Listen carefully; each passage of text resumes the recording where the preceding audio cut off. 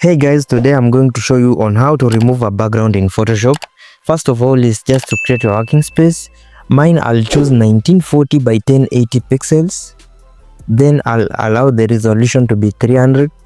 Then next is just to go to files, drag and drop your image to Photoshop.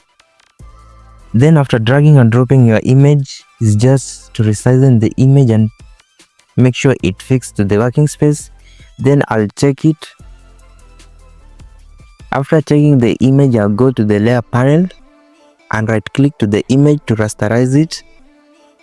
Then I'll go to the Windows panel and make sure that the properties option is checked.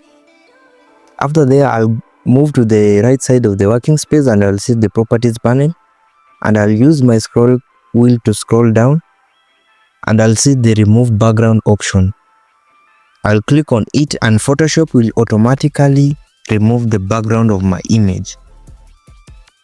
After there, you can now go and choose the solid colors as your background. If you found this video so useful, don't forget to hit a like, share, subscription button, and I'll see you in the next video.